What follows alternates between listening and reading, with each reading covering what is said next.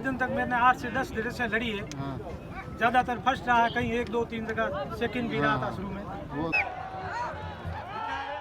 खाते हैं कि ये जो मैदान है हाँ। ये बहुत खतरनाक मैदान है। यहाँ पर पैर निकालना हर घोड़े की बस की चीज है।